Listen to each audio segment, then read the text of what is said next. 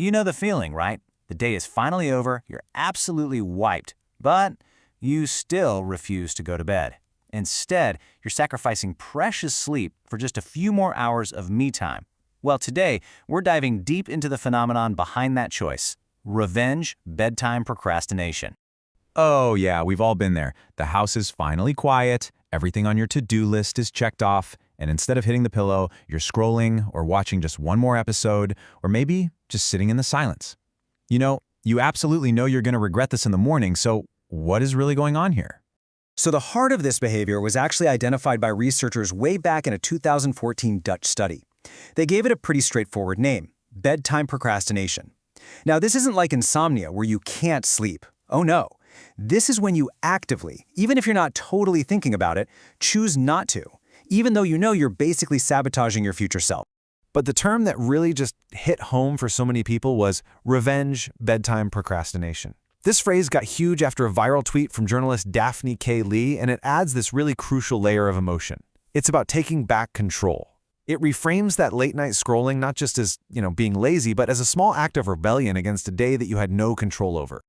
Okay, so what is happening inside our brains when we make this choice? It turns out it's not just about being bad at managing your time. Psychologically, it is this fascinating internal tug of war. Yeah, and researchers have kind of broken this down into 3 different flavors. So first, you've got the deliberate choice, that conscious decision where you're like, nope, I've earned this is my time. Then there's the mindless version, right? Where one TikTok rolls into the next and whoops, it's been 2 hours.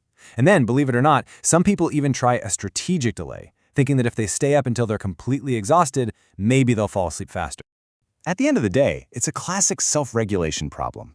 Your present self, totally starved for some relaxation and freedom, is just craving that immediate reward of watching that show or scrolling that feed.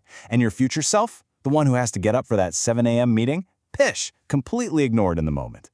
And the main culprit here, well, it's probably not going to surprise you. Our phones. Look at this. In the 3 hours before bed, people who are high procrastinators spend almost 80 minutes on their phone. Low procrastinators, less than 18 minutes.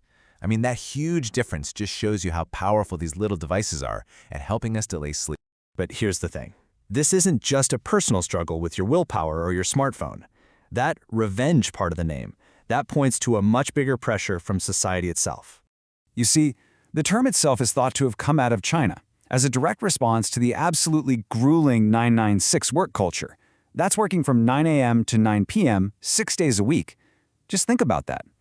When your entire waking life is eaten up by work, those few hours before you have to pass out and do it all again, well, they can feel like the only time that actually belongs to you. And you can see this playing out in the data. There was a study that measured sleep quality in healthcare workers. Now, on this scale, anything over a 5 is considered poor sleep. The non-shift workers were already at a 6.27. But look at the shift workers. Their score jumps to a staggering 7.91. I mean, when your job disrupts your life that much, the urge to claw back any time for yourself just becomes overwhelming. All right, now this is where our modern fight with sleep takes a really surprising turn. We all just assume that a solid, uninterrupted 8 hours is the gold standard, right? Well, history tells a very, very different story. I mean, what if our entire modern idea of a good night's sleep is actually a new thing, an invention? And what if our bodies are still wired for a totally different way of sleeping? A historian named Roger Eckertz uncovered tons of evidence showing that for most of human history, people had what's called biphasic sleep. They'd go to bed, sleep for about 3 or 4 hours, wake up for an hour or two just after midnight, and then go back for a second sleep. This was the norm. It only started to change when artificial lighting came along, pushing our bedtimes later and squeezing our sleep into one single chunk. Seriously, think about that. Our ancestors' sleep followed the rhythm of the planet. They lived with the night. Our modern one-block sleep pattern isn't natural. It's a product of the Industrial Revolution. It's designed to defy darkness and get the most hours out of us. And this quote from sleep scientist Dr. Charles Chiesler just nails it. He said, "Every time we turn on a light, we are inadvertently taking a drug that affects how we will sleep. That artificial light isn't just a convenience. It's a powerful signal to our brains that messes with our natural clock." So, whether it's because of revenge, procrastination, or just the pressures of modern life, the fact is we are sleeping less. And the price we pay for that little slice of freedom at night is incredibly high. The numbers are pretty startling. By 2012, almost a third of all adults in the US were getting 6 hours of sleep or less per night. That means tens of millions of people are walking around in a constant state of sleep debt. And okay, a 13-minute drop in average sleep time over about 27 years might not sound like a lot. But think about it. That's a slow, steady chipping away at our collective rest. If you spread that across the whole population, that's over 50 million hours of lost sleep every single night. And you can see the trend right here.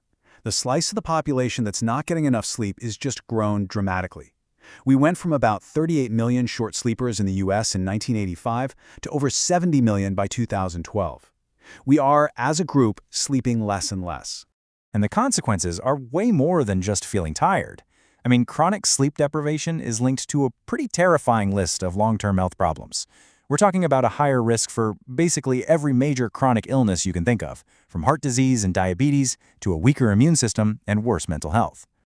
So all of this really forces us to just step back and rethink our entire relationship with rest. If staying up late is a small rebellion, what does a real rebellion look like? So, look, if you're a bedtime procrastinator, maybe it's not some personal flaw. Maybe you're not just lazy. Maybe it's a completely rational response to an irrational system, a culture that worships being busy and treats our basic fundamental need for rest like it's some optional luxury. And that leaves us with one last thought. We started this whole thing by talking about revenge procrastination as a rebellion against a day you don't control. But maybe, just maybe, the real act of rebellion, the most powerful way to reclaim your time, your health, and your freedom in a world that is always on, isn't staying awake. Perhaps it's choosing to sleep.